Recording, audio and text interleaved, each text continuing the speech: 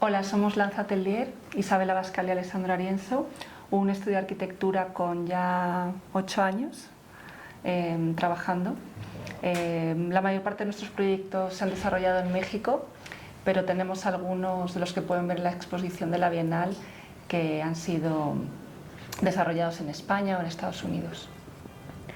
El estudio realmente empezó con una comisión de unos baños públicos. Se desarrollaron unos baños en las afueras de la Ciudad de México y desde el principio, desde ese proyecto, creo que Lanza ha buscado proyectar una arquitectura donde la estructura en sí es lo más importante o es el centro del diagrama de funcionamiento, el cual, si en un futuro, por decir, acaba siendo una ruina, da la posibilidad en el tiempo de cambiar su función o su usuario, ¿no? Yo creo que en Lanza nos gusta tener proyectos fugaces y proyectos de largo plazo. En ese sentido hacemos muebles, hacemos museografía, como hemos comentado. Y el otro extremo es, por ejemplo, Casa Dalia, que se convierte como en una arquitectura artesanal. Es una casa en un terreno muy inclinado, a las afueras de la Ciudad de México, y creo que es interesante ver cómo se hacen las cosas en México en relación a el contexto en Pamplona y en España.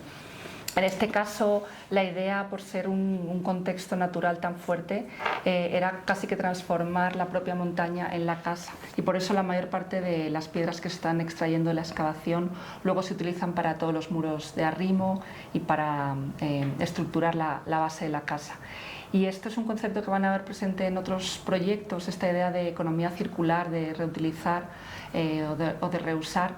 A veces consiste en que el material que empleamos para una obra efímera luego se dona o luego se envía a una segunda vida, y en otras ocasiones es algo más así, en las que el propio paisaje se transforma en la arquitectura. Partiendo de eso, Casa Dalia tiene varios árboles muy grandes, unos pinos. Entonces, los muros de contención realmente son los muros que hacen espacialidad dentro de la casa. Cada vez que uno va a la obra se encuentra con novedades y hay que ir haciendo adaptaciones. En ese sentido, creo que también es una relación un poco de contrapunto entre Europa y Latinoamérica, el cómo pues la arquitectura se va adaptando mucho a lo que sucede en el día a día, y el arquitecto está muy involucrado en ese proceso de supervisión de obra, y no es tanto que acabe los planos, que acabe un proyecto ejecutivo y lo abandone en las manos de una empresa constructora, sino que acompaña muchísimo. Desde el cierre del proyecto hasta el cierre de la obra pasan muchas otras cosas que tienen que ver también con diseño arquitectónico. Sí, de ahí de donde te paraste, todavía son 2 metros para abajo, ¿verdad? Sí, más o menos como 2 metros, estamos arriba. Entonces, la casa está ubicada al centro del terreno. Esto es por un tema de vistas y por fácil acceso. Se decidió hacer la casa al centro, pero al centro estaban estos 2 árboles muy grandotes, los cuales pues, le dan todo el carácter al sitio, ¿no?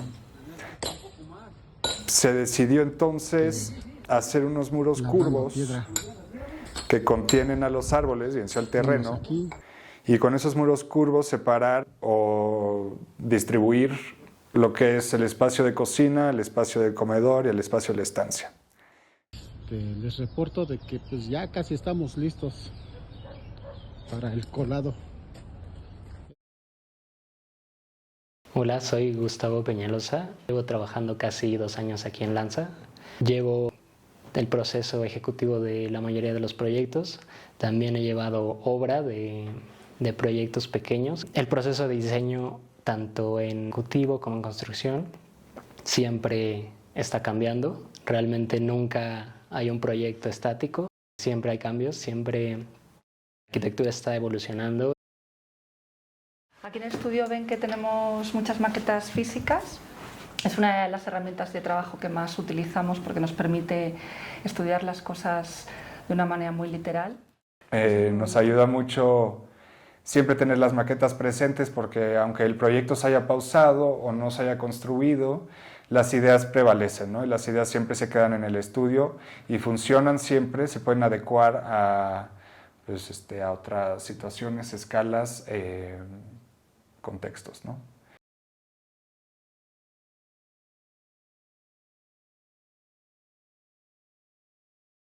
Y hoy en día yo creo que después de 8 años los proyectos ya no es uno y después otro, ¿no? O sea, empiezan a acontecer 10 proyectos a la vez y entre ellos se empiezan a comunicar y empiezan a como a fraguar las ideas y a madurar el propio lenguaje que ya decía, ¿no?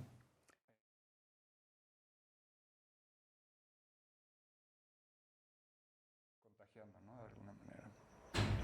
Y también la escala de los proyectos ha ido variando y su temporalidad. Al principio trabajamos mucho con museografía, que normalmente son proyectos que tienen una vida en uso corta y por lo mismo teníamos mucha libertad a la hora de desarrollarlos. Y con el tiempo hemos ido haciendo cada vez más proyectos residenciales, de obra pública, proyectos de oficinas comerciales, proyectos de mobiliario. Y esos cambios de escala también hacen que, de algún modo, el discurso tenga que evolucionar para ser capaz de acoger más, pues más complejidad, más actores involucrados y contextos más complicados.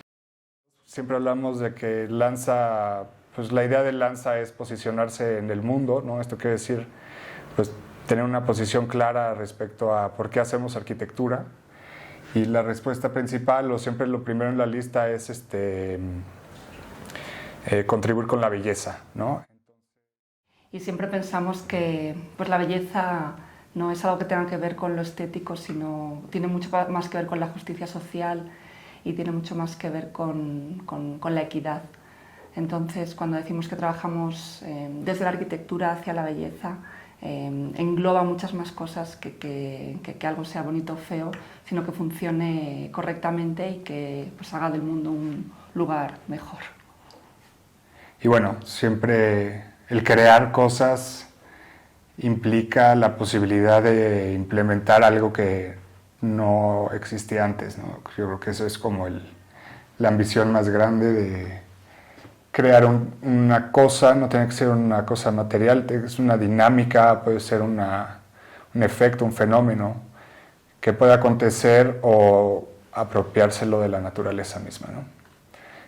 Siempre me gusta citar a Luigi Snozzi, que dice que la arquitectura en sí es muy invasiva y muy violenta al momento de construirla, porque pues quieras o no, tienes que escarbar, tienes que tocar la tierra, ¿no? Pero si esa arquitectura está pensada para que en un futuro todo lo demás vuelva, es decir, que los bichos vuelvan, que las plantas regresen y poder absorberla de nuevo, es un éxito de arquitectura, ¿no?